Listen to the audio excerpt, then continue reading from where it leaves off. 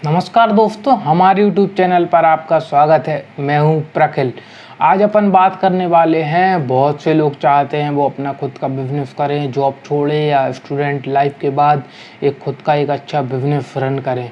तो दोस्तों, आइडियाज़ तो बहुत सारे होते हैं दिमाग में।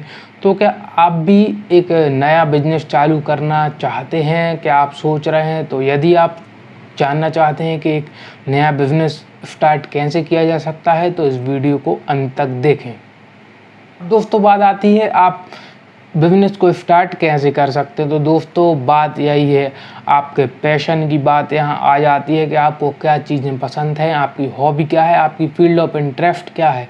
क्या आप बहुत ज़्यादा पसंद करते हैं, कौन सा प्रोडक्ट आपको बेचने में इंटरेस्ट है। तो आप अपने पहले हॉबी को पहचानें, इंटरेस्ट को पहचानें, फिर आप देखें कि कौन से प्रोडक्ट में कितना मार्जिन है, क्या आपको रिसोर्सेज वहाँ से अप्लाई करनी होगी और बिज़नेस के स्टार्ट करने के लिए क्या क्या करना होगा। देखिए दोस्तों, थ्योरी और प्रैक्टिकल में बहुत अंतर होता है।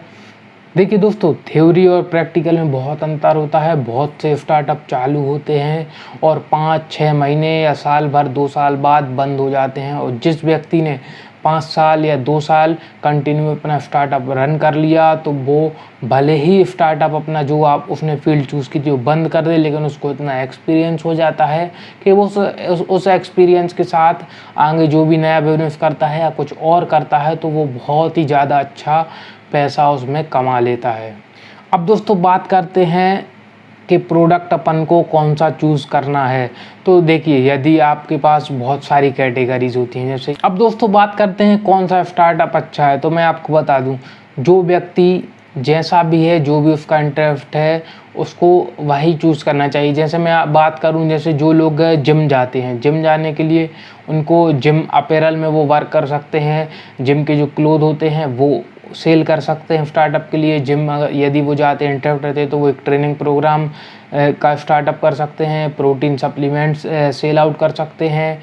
और भी बहुत सारी चीज़ें ऐसी दोस्तों हैं जो वो कर सकते हैं। इसी तरीके से दोस्तों अदर फील्ड होती हैं जिसमें वो वर्क कर सकते हैं। जैसे बहुत से स्टूडेंट होते हैं जो टॉपर होते हैं, वो अपने स्टडी कोचिंग सेंटर का स्टार्टअप कर देते हैं। वो भी एक बहुत अच्छा खासा बिजनेस है, उसमें वो लोग बहुत अच्छा पैसा कमा लेते हैं। तो आपको जब स्टार्टअप करना होगा तो आपको क्या क्या चीज़ों की रिक्वायरमेंट होगी, तो मैं आपको पहले बता दूं। सबसे पहले तो आपको यदि ई कॉमर्स पे वर्क करना है, ऑनलाइन वर्क करना है, तो आपको जीएसटी लेना होगा। जीएसटी से क्या होगा, आप जो भी प्रोडक्ट लेंगे उसकी बिलिंग होगी और जीएसटी नंबर की बिलिंग रहेगी। तो आप जब भी प्रोडक्ट को सेल करेंगे और जब वो रिटर्न आते हैं, तो आपको कोई भी इशू फ्यूचर में आने वाला नहीं है, क्योंकि बहुत सारे ई कॉमर्स प्लेटफॉर्म पर जीएसटी कंपलसरी है। सबसे पहले दोस्तों, आप तो एक प्लान रेडी कर लें। प्लान रेडी मतलब आपको कौन सा प्रोडक्ट कितने रुपीज़ में मिलने वाला है, आप उसको कितने में सेल करेंगे, कौन कौन से मार्केट प्लेसेस हैं जहाँ पर आपको उसको सेल करना है, कौन सी एज कैटेगरी के पर्सन उसको ख़रीदने वाले हैं, जैसे कि स्टूडेंट है या डॉक्टर है या हाउस वाइफ्स हैं या फिर मेंस वेयर्स है या जो भी है। तो आपको वो पहले सिलेक्ट कर लेना है, उसका मार्जिन कैलकुलेट कर लेना है। देखिए दोस्तों, थ्योरेटिकल और प्रैक्टिकली वर्क में बहुत ज़्यादा अंतर होता है। आप उन वीडियो से भी सावधान रहें जहाँ पर बोल देते हैं 5,000 और 10,000 पे स्टार्टअप है और चालू है। तो मैं आपको बता दूं, 5,000 10,000 से आप करोड़ों रुपए नहीं कमा सकते, ये फैक्ट है। आप स्टार्ट बस कर सकते हैं, लेकिन स्टार्ट करने के बाद आपको अच्छा खासा इन्वेस्टमेंट उसमें करना होगा। दोस्तों, यदि आप कोई स्टार्टअप करते हैं और आपका जैसे इन्वेंट्री के लिए आप 5 लाख रुपए लेके चलते हैं, ऑफिस के लिए 1-2 लाख रुपए लेकर चलते हैं, तो मैं आपको एक बात, बहुत ही सीक्रेट बात बताना चाहता हूँ कि आपको मार्केटिंग के लिए अपना बजट बहुत अच्छा रखना होगा। यदि आपका मार्केटिंग बजट बहुत शानदार होगा तो आपको शुरू से ही रेवेन्यू जनरेट होना चालू हो जाएगा। और यदि मार्केटिंग आपकी थोड़ी लो रहेगी तो हो सकता है 4-6 महीने आपको लग जाएं और कुछ पैसा भी ना मिले। तो इसलिए आपको दोस्तों मार्केटिंग के पैसे को भी अलग से रख लेना है, बहुत ही ध्यान से। दोस्तों, बात करते हैं जब आप स्टार्टअप करते हैं तो आपको क्या क्या स्कीम्स के लाभ मिलते हैं। तो दोस्तों, आप एमएसएमई में भी रजिस्ट्रेशन करा सकते हैं। गवर्नमेंट उससे आपको स्कीम्स देते हैं। लोन भी आप अप्लाई कर सकते हैं यदि आप लोन लेना चाहते हैं, और यदि आपके पास पैसा है तो आप अच्छा खासा बिजनेस कर सकते हैं। दोस्तों, एमएसएमई में ये फ़ायदा रहता है कि बहुत से प्रोडक्ट ऐसे, बहुत सी कैटेगरी इंडस्ट्रीज ऐसी हैं जहाँ पर आपको छोटे उद्योगों में सब्सिडी मिल जाती है। कुछ पैसा आपको गवर्नमेंट की तरफ से माइनस हो जाता है, इंटरेस्ट रेट में रिडक्शन हो जाता है, इलेक्ट्रिसिटी बिल में भी कुछ रियायत मिल जाती है। अब दोस्तों एक चीज़ और आपको डिसाइड कर लेनी है स्कीम के साथ साथ कि आपको ऑफिस से ही वर्क चालू करना है या घर से अपना वर्क स्टार्ट चालू करना है, या फिर कोई एक बहुत अच्छी तरीके से कोई शोरूम खोलना है, ऑफलाइन करना है, ऑनलाइन करना है। तो आपको ये चीज़ें भी पहले से डिसाइड कर लेनी है। अब यदि देखिए दोस्तों आप रिटेलर हैं तो आपको एक अच्छा शोरूम या कोई ऑफिस खोलना होगा या कोई शॉप खोलनी होगी। अब आप होलसेलर हैं तो आपको एक गोडाउन की ज़रूरत होगी या फिर कोई हॉल की ज़रूरत होगी या कोई एक 1 BHK 2 BHK रूम की ज़रूरत होगी। और आप यदि मैन्युफैक्चरर हैं तो आपको एक अच्छा खासा स्पेस की ज़रूरत होगी जहाँ पर आपको अच्छा खासा इन्वेंट्री मैनेज करनी होगी। अब दोस्तों बात आती है क्या ऑनलाइन बिजनेस में प्रॉफिट है या लॉस है। तो आप अब अपन चर्चा कर लेते हैं। जैसे दोस्तों अलग अलग कैटेगरीज होते हैं, सब पर अलग अलग मार्जिन होता है। जैसे मैंने आपको बताया है, garment, jewellery, electronic item, shoes, बहुत सारी ऐसी कैटेगरीज हैं, बुक्स, कंप्यूटर, लैपटॉप, ऐसी बहुत सारे दोस्तों कैटेगरीज है जहाँ पर आपको वर्क करना होगा और देखना होगा आपको कितना मार्जिन उसमें कैलकुलेट करना है।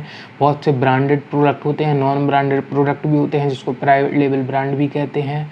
बहुत सारी ऐसी कंपनी है जिनके ब्रांड नेम बहुत हाई फाई है, उसमें कुछ आपको परसेंटेज कैलकुलेट होगा प्रॉफिट का, और नॉन ब्रांडेड में भी थोड़ा ज़्यादा प्रॉफिट रहता है। लेकिन दोस्तों ये आप पे डिपेंड करता है कि आप किस तरीके की क्वालिटी को चूज़ करते हैं। अब देखिए दोस्तों, यदि आप ऑनलाइन वर्क करते हैं तो आपको रिटर्न ऑर्डर आने से बिल्कुल भी टेंशन नहीं लेना है, क्योंकि हो सकता है 10%, 20% या 30% भी बहुत सी ऐसी कैटेगरी हैं जिन पे रिटर्न आने के चांसेस होते हैं।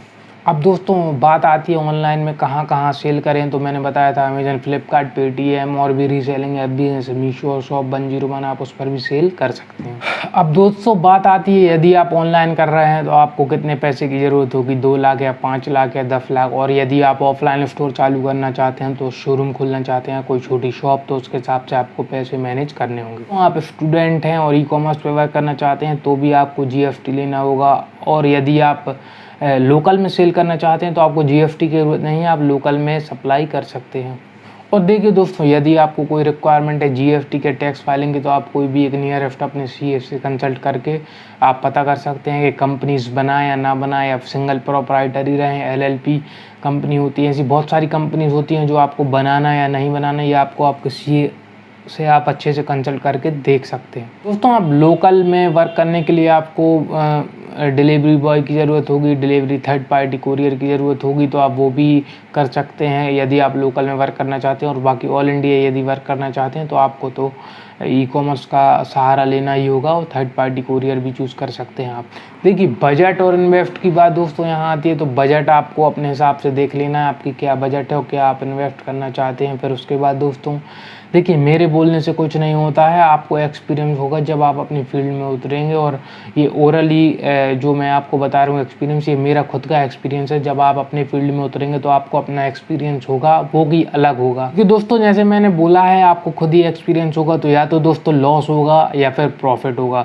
मोस्टली प्रॉफिट होगा। यदि लॉस होता है तो आप उससे सीख लेंगे और आगे आप वो गलती नहीं करेंगे जो आपने अभी तक की। मैं तो दोस्तों बस यही बताना चाहता हूँ कि जो लोग बोलते हैं कि 2 महीने और 3 महीने में आप करोड़ों का टर्नओवर कर सकते हैं, तो ज़रा उनसे सावधान हो जाएं। बहुत सारे ऐसी कंपनीज है जो बोलते हैं 9,999 में या फिर 10,000 20,000 में आप अपना स्टार्टअप करके लाखों रुपए कमा सकते हैं। तो दोस्तों मैं आपको बता दूँ, यदि आप 10,000 इन्वेस्ट करते हो और 2 ही 3 महीने में यदि आप लखपति करोड़पति बन सकते हैं, तो इन लोगों से सावधान रहें।